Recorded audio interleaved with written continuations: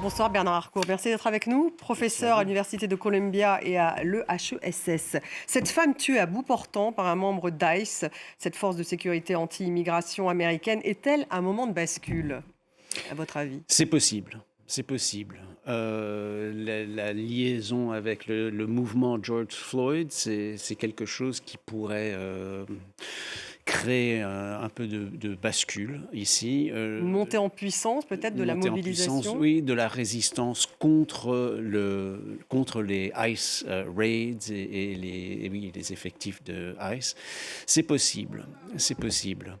Vous savez, les vidéos qui sont viraux maintenant, enfin, on peut les mettre ensemble. Le New York Times vient de faire une étude un peu forensique pour les mettre ensemble, les voir. Et c'est assez clair que on avait demandé à cette femme, Renee Good, qui est morte, de partir, enfin de partir de l'endroit. Et donc on voit dans les images reconstituées la voiture qui va en arrière pour pouvoir sortir, qui prend un virage pour sortir, et c'est à ce moment-là qu'elle se fait tirer dessus. Donc je crois que ces vidéos-là vont avoir un effet, un peu l'effet similaire de ces vidéos tragiques, terribles, du meurtre de George Floyd. Alors justement, on voit que l'administration Trump parle de légitime défense, que Oui. le maire de Minneapolis et manifestement un certain nombre d'autres démocrates et toute la population avec l'appui de ces vidéos, affirment que c'est faux. Donc que va-t-il se passer maintenant? Déjà, il va y avoir quoi? Une procédure judiciaire dans l'État du Minnesota ou est-ce que ça va passer par C'est New York? compliqué en fait parce que maintenant les agences fédérales, donc le FBI, n'est pas en train de partager tout ce qui se passe, quoi. Donc ils sont en train d'essayer d'éviter que la police étatique et juridique étatique se mêlent de cette histoire. Voilà. Donc ils Donc, font une enquête de leur côté. ils font une Enfin, enquête de leur côté, ils ne donnent pas le FBI. les preuves et ils ne donnent pas accès aux preuves, etc.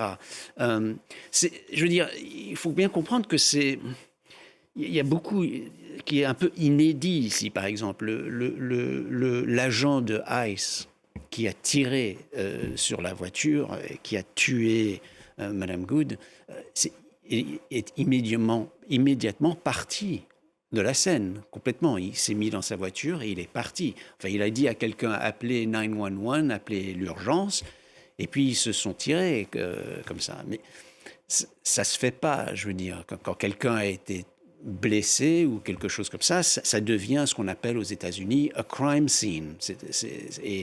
Et bien sûr, Partie de la scène du crime. Oui. c'est la scène du crime, il faut rien toucher en fait. Donc Il faut pour rien l'instant, vous toucher. dites, Bernard Harcourt, c'est entre les mains du FBI. Oui. Comment est-ce que les autorités locales, les démocrates peuvent faire en sorte qu'il y ait une enquête peut-être indépendante? Il y a un moment donné, il va y avoir une procédure judiciaire. Oui, j'imagine ils vont continuer leur enquête, bien qu'ils n'ont pas accès, etc., à l'individu, à l'agent de ICE, par exemple, mais ils vont faire leur enquête. Une enquête ils vont prendre parallèle toute leur en enquête utilisant parallèle, toutes ces etc., vidéos, par exemple. etc.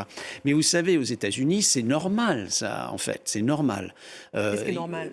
C'est normal d'avoir des enquêtes au niveau fédéral et au niveau étatique en ce qui concerne un crime. Donc souvent, enfin, c'est des juridictions qui sont parallèles. Donc il peut y avoir un procès au niveau fédéral et un procès au niveau étatique pour le même crime. Et tout ça va prendre du temps, je dirais, le Ça va prendre côté du temps. judiciaire. Oui, Entre-temps, oui. il y a le temps politique et puis le temps de cette mobilisation. Elle Oui. pourrait prendre de l'ampleur, vous dites, vous, et pas seulement à Minneapolis, dans d'autres villes, Je pense. un peu comme c'était le cas pour George Floyd, où les manifestations étaient vraiment partout dans le pays. Je pense que ça va s'étaler dans tout le pays. Il y aura des manifestations. Il y a déjà des manifestations à New York. Mais vous savez, l'approche que prend Kristi Noem et le président Qui est la chef, elle, du Homeland Security, du département de la sécurité. exactement, Aux États-Unis. d'appeler Madame Good un terroriste une terroriste domestique, une terroriste domestique. Oui, elle dit qu'elle évoque un acte de terrorisme intérieur quand Oui, elle c'est ça. parle Elle l'a qualifié de terroriste terroriste. intérieur, de domestique. Vous savez, je veux dire, ça c'est...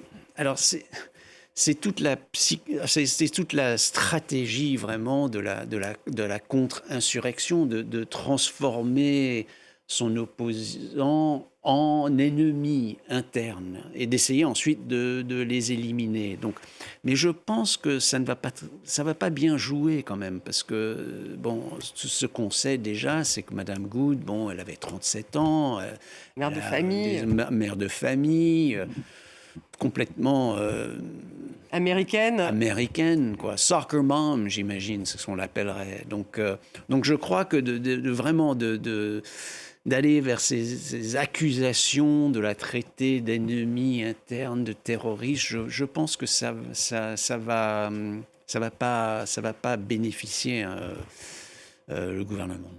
Ça ne va pas leur profiter à l'administration Trump.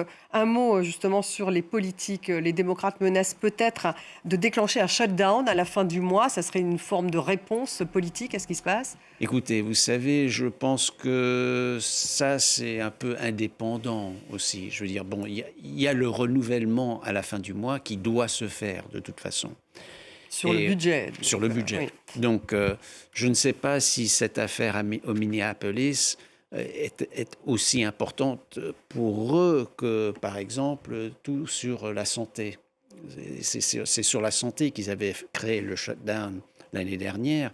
J'imagine qu'ils vont probablement aussi focaliser sur les questions de healthcare, santé et le Obamacare. Et quid de ICE, alors, cette politique juste un mot, hein, il faut quand même expliquer, ils sont combien? Il y en a alors, il y a à peu près 20 000 ICE agents. Et ce qui est important de savoir, c'est qu'ils dépendent quand même du ministère de l'Intérieur, enfin du ministère de la Sécurité intérieure, comme la police. Department of Homeland Security, c'est une agence fédérale. Mais ce qui est important, c'est que c'est la plus grande agence policière aux États-Unis que les États-Unis ont jamais eue. Hein. On n'a jamais... Supérieur à la police fédérale. Supérieur à FBI, DEA, pour Drug Enforcement, etc. Avec le Big Beautiful Bill, donc la législation que Trump a fait passer en 2025, ils ont mis tellement d'argent pour le financement de ICE que c'est la plus grande agence que les États-Unis ont jamais eue. Et comment sont-ils formés, en un mot, ces agents qui sont censés donc 13 semaines chasser les migrants illégaux? C'est ça leur objectif? C'est ça. Bon, ils ont 13 semaines d'entraînement, mais vous savez, ils sont un peu... ils arrêtent aux faciès.